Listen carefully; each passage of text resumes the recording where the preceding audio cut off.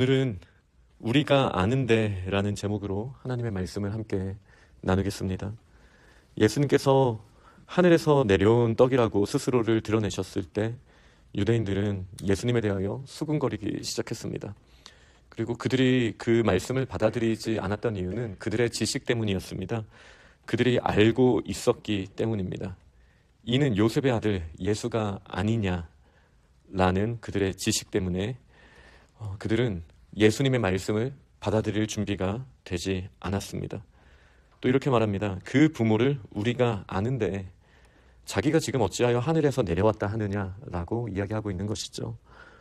그러니 오늘 본문의 맥락은 정말 아이러니한 모습이라고도 할 수 있겠습니다. 물론 가버나움에서 이제 공적으로 얘기한 이 사람들이 모두가 오병이어 기적을 경험한 사람들이지 않을 수도 있죠. 그러나 여전히 그들의 대화의 맥락이 부정적으로 흘러간다는 것을 생각해 봤을 때 예수님께서 육신의 떡을 주실 때는 그들 그때도 알았죠. 예수님의 부모가 누군지를 그들은 그때도 알았습니다. 그러나 그 지식과 자신들의 유익이 되는 떡을 받아 먹는 것에는 전혀 불편함도 없고 그냥 그 지식이 충돌될 지점이 없었습니다.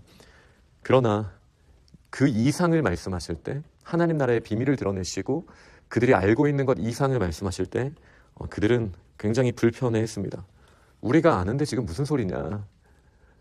내가 예수를 안다. 어릴 때부터 봤다.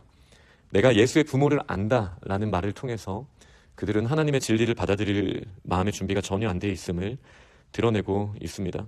그리고 예수님께서 말씀하시죠. 너희는 서로 수군거리지 말라. 그러면서 주신 말씀은 나를 보내신 아버지께서 이끌지 아니하시면 아무도 내게 올 수 없다라는 그 말씀을 하셨죠. 이 이끄신다라는 말은 베드로가 물고기를 가득 배로 이끌어낸 그 동사랑 똑같은 동사를 지금 쓰고 있는 겁니다. 그러니까 하나님께서 그들을 끌고 와주시는 그런 장면, 마치 물고기가 그물에 어망에 걸려서 끌려 올라오듯이 아버지께서 이끌어주신 자 외에는 나에게 나올 자가 없다라고 지금 말씀해 주신 거예요. 그러면서 이사야 54장 13절 말씀 그 배경이 이거잖아요. 마치 물고기를 하나님께서 이끌어주셨던 그 베드로에게 이끌어주셔서 물고기를 땡겼지만 실상은 사람을 낚는 어부가 되리라라는 그 말씀과 겹치는 거잖아요. 물고기를 낚는 어부 베드로가 사람을 낚는 어부가 되어야 되는데 과연 그건 어떻게 되는 것일까? 이 끌어내는 것은 어떻게 하는 것인가? 이사야 54장의 맥락은 포로기로 끌려갔던 이스라엘 사람들을 하나님께서 끌어와 주시는 상황이죠. 그들을 사람을 낚아서 데리고 와주시는 장면처럼 포로기에서 끌고 와주시는 하나님의 배경 가운데 어떤 일이 일어날 것인가 그 맥락입니다. 거기에 보면은 이제 너희 자녀들이 여호와의 교훈을 받을 것이다. 제가 주빌리학교에 있을 때 이거를 이제 거의 학교 교훈처럼 쓰던 표현 중에 하나입니다. 우리 자녀들이 여호와의 교훈을 받아야 한다. 그리고 받을 것이다. 그러니까 하나님의 말씀을 들을 것이라는 거죠. 그리고 내 자녀들이 이제 평안할 것이다라는 말씀이 이사야 말씀에 54장 13절 말씀에 기록되어 있습니다. 지금 예수님께서 그 말씀을 하시는 거예요. 선지자의 글에 그들이 다 하나님의 가르침을 받으리라 기록되었은즉 아버지께 듣고 배운 사람마다 내게로 오느니라. 이 지금 아버지께서 이끄신다라는 그 베드로가 물고기를 잡았던 그 표현을 예수님께서 쓰시면서 결국은 이사야 선지자를 통해서 주신 이 말씀 그대로 아버지께 듣고 배운 사람마다 내게로 올 것이다라고 지금 분명하게 선포하고 있으십니다. 그러나 지금 그들의 수준에서 한 번 더 얘기해 주십니다. 그들의 수준이 뭐죠? 우리가 안다. 예수의 부모가 누군지도 알고 예수가 누군지도 안다. 그는 절대 하늘에서 내려온 떡일 수가 없다. 라고 말하는 그들의 수준에 맞춰서 다시 말씀해 주시죠.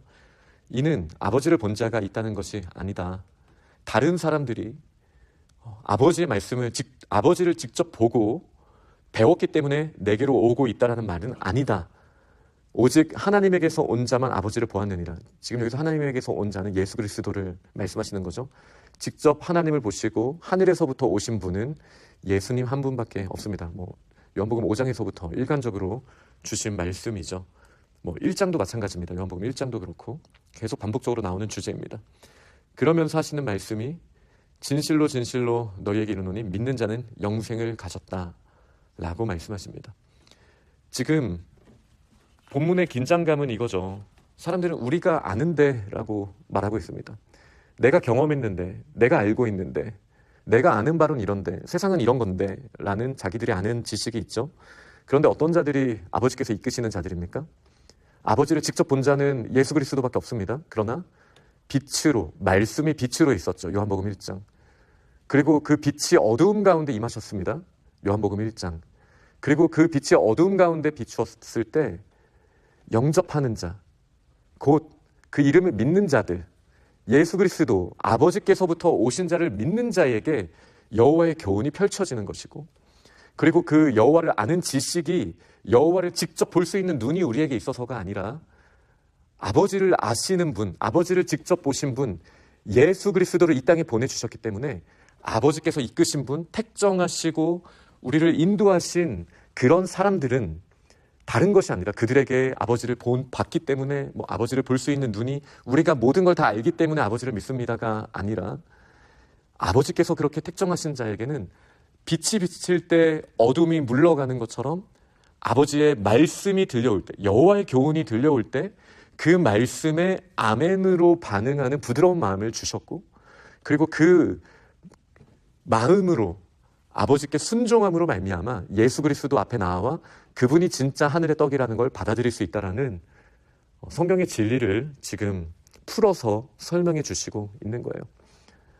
사람들은 이렇게 말합니다. 우리가 아는데, 그러나 예수님께서 말씀하십니다. 우리가 알지만, 그러나 여호와의 말씀, 여호와의 교훈이 들려지고 내가 알고 있는 어둠에 빛이 비춰질 때 믿음으로 반응한다라면 우리는 생명의 떡을 가진 것이고, 그리고 우리는 여호와의 교훈을 받고 평강을 누리게 된다라고 지금 예수님께서는 말씀하시고 있는 거예요. 그래서 믿는 자가 영생을 가진 거다.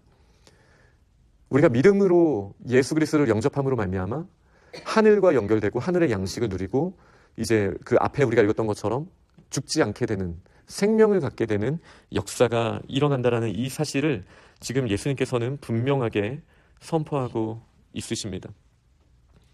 그러면서 지금 6월절 배경에서 예수님은 계속 말씀하시죠. 내가 생명의 떡인데 조상들은 광야에서 만나를 먹었지만 그들은 죽지 않았냐. 그게 그들이 아는 것이죠. 우와, 만나. 정말 대단한 일이야. 그러나 그 떡을 먹어도 죽습니다. 그 떡은 표지의 역할을 하는 것이지 그 떡 자체가 놀라운 일을 하지 않습니다. 마치 여호와의 법궤에 있었던 놋뱀과 똑같은 역할을 하는 것이죠. 놋뱀의 능력이 있습니까? 아니죠. 놋뱀은 표지를 하는 겁니다. 어떤 표지요? 그 놋뱀, 들린 놋뱀을 보는 자는 사는 거죠. 현실의 눈으로는 우리가 아는 데는 뭐가 보입니까? 불뱀이 보이죠. 우리가 아는데 저 불뱀에 물리면 아프고 죽어. 그거 아는 거죠. 그러나 놋뱀을 바라보라고 하는 하나님의 말씀을 듣고 그 말씀에 순종하여서 바라본 자들은 어떻게 됩니까? 사는 겁니다. 만나도 마찬가지죠. 만나를 받고 그들이 생명을 연장합니다. 그러나 그 만나가 진짜 생명의 떡입니까? 아니죠. 그 만나를 통해서 하나님의 말씀을 듣는 자들은 사는 거예요.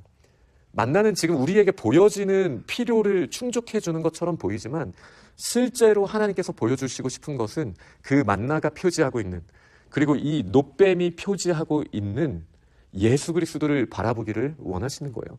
그래서 그 귀한 것조차도, 만나를 담은 항아리와 그리고 이 놋뱀조차도 사람들이 자꾸 우상화하니까 결국은 하나님께서 지성소까지도 다 파괴시키시고 이 모든 것들을 없애버리시지 않았습니까? 표지가 우상이 되는 세상. 예수 그리스도의 능력이 오히려 우리가 신봉하는 우상이 되는 세상. 이것보다 하나님이 안타까워하실 게 뭐가 있겠습니까?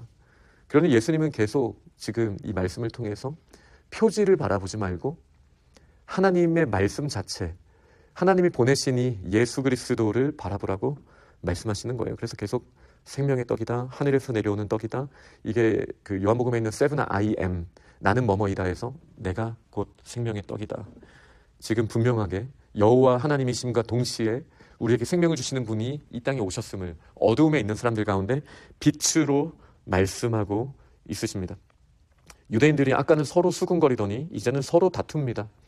어두움 가운데 빛이 왔을 때 불편하죠. 그 가운데 이런 충돌과 충격이 있을 수 있습니다.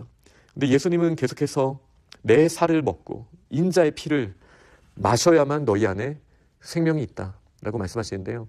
사실 이게 6월절 배경이고 6월절이니까 저희에겐 부활절이잖아요. 당연히 성찬식을 떠올리게 하는 말씀이자 그 원형이 되는 6월절 식탁, 그 6월절의 식사를 의미하기도 합니다. 그 양고기를 먹고요. 네, 그 포도주를 마시죠. 이 식탁을 떠올리게 하는 이미지, 그러면서도 피를 발라서 죽음의 사자가 뛰어넘었던 그 원래 6월절을 배경으로 예수님이 지금 이 말씀을 하시는 거예요. 그러나 우리의 성찬은 많은 의미로는 겉보기에만 우리가 빠져 있다라면 표지만 보이겠죠. 그냥 떡 하나 올려놓고 작은 포도주 하나 마시는 것은 표지입니다. 그러나 그 너머에 예수 그리스도를 바라보는 자들은요, 그 살을 먹고 그 피를 마시는 것의 의미가 무엇인지 믿음으로 듣게 되고 여호와의 교훈을 받게 되죠.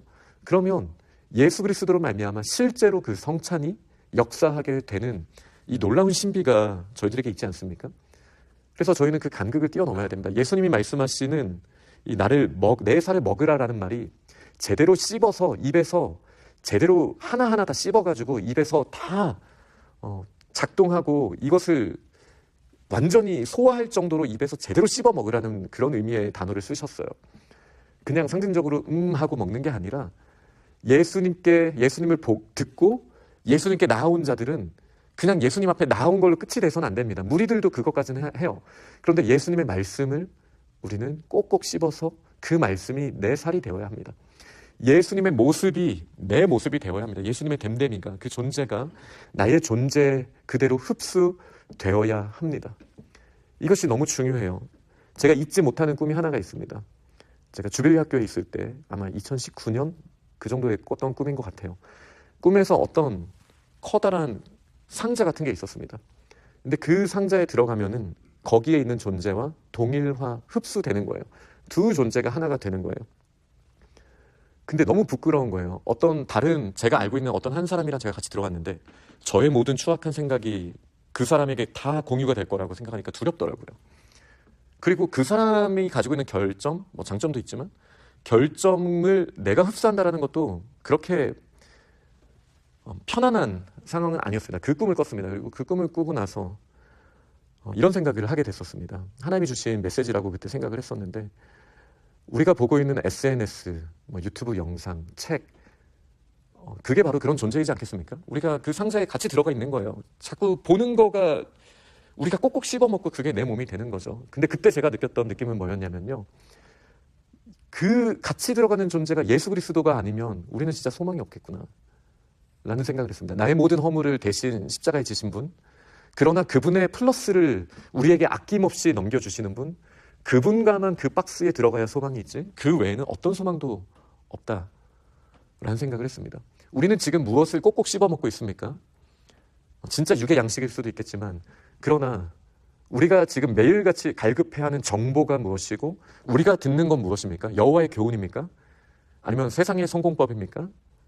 아니면 나의 즐거움을 채우는 이 세상의 SNS와 그런 영상들입니까? 그것이 무엇입니까? 그러나 오늘 예수님이 말씀하신 거는 우리에게 여호와의 교훈을 받으라고, 말씀을 들으라고, 어두움에 빛이 비춰질 때 빛 가운데 나아오라고 초청하시는 거예요. 어떻게 해요? 내 살을 씹어 먹으라고 말씀하시면서요. 피를 마시라고 말씀하시면서요. 우리가 동화되어야 할 한 존재가 있다면 오직 예수 그리스도밖에 없다라는 사실을 믿으시기 바랍니다. 우리가 그렇게 예수님의 말씀을 듣고 씹어 먹을 때 우리는 예수님과 하나가 됩니다. 그래서 우리는 예수님의 아버지로 말미암아 사는 그 생명이 예수님 앞에 있는 것처럼 예수를 먹는 자도 예수로 말미암아 살리라, 이렇게 말씀하셨잖아요. 그렇게 예수님으로 충만해지고 예수님께 나와 여호와의 교훈을 받고 참 평강을 누리는 우리 믿음의 사람들 다 되시기를 간절히 축원합니다. 아멘.